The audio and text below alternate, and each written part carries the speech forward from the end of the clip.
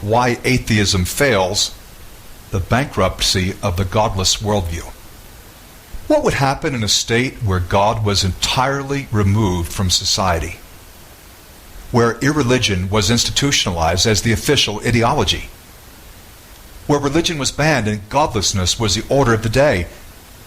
This scenario has occurred in several nations in recent history. I would like to share about one. In all my travels, I was hardest hit emotionally by my first visit to Cambodia. In the 1970s, this nation of 7 million lost 2 million citizens through execution, forced labor, and starvation during a misguided and devastating Maoist revolution. Khmer Rouge leaders, headed by former schoolteacher Pol Pot, followed the counsel of Chinese communist advisors, whose ill-founded policies eventually led to the deaths of some 40 million in their own country and forced the populace into the fields. That is, unless they were educated. Nearly every educated person, including doctors, teachers, and academics, was killed by the most lethal regime of the 20th century, worse than Stalin's Soviet administration.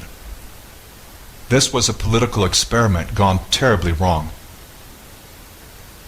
As I spoke to the Cambodians about their enormous loss, I was stunned.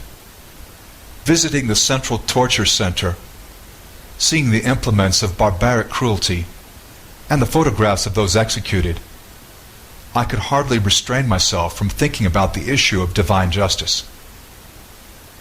Walking around the killing fields, I saw multiple mass graves, where men, women, and children had been shot, knifed, or bludgeoned to death.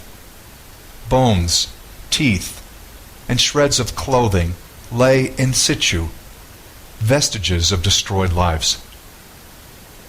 Of all the people I was able to speak with, the one who suffered the least was a 20-year-old woman who had lost her 4 grandparents. And yet she was joyful, not bitter. Her demeanor, in light of what she had suffered, was striking. I think what I saw was grace. She had made sense of the tragedy in the light of Christ.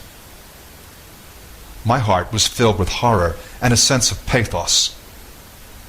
Returning to the United States, I phoned up journalist Sidney Schanberg of the Killing Fields fame. This movie follows Schanberg, then a journalist for the New York Times, and Diet Pran, his Cambodian counterpart, who had been covering the Vietnam conflict from Phnom Penh and finally escaped the country.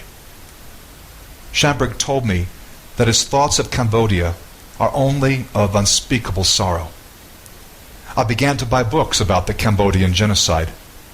Then I started reading about other genocides, and there have been many. One day my wife said, "Doug, I think this may be affecting you." It was. "You're getting kind of heavy." She wasn't referring to my weight. Yes, history affects you.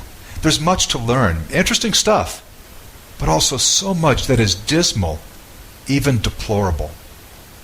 I became more convinced than ever that there is a judgment day. In this life, good is often unrewarded, and evil is rampant.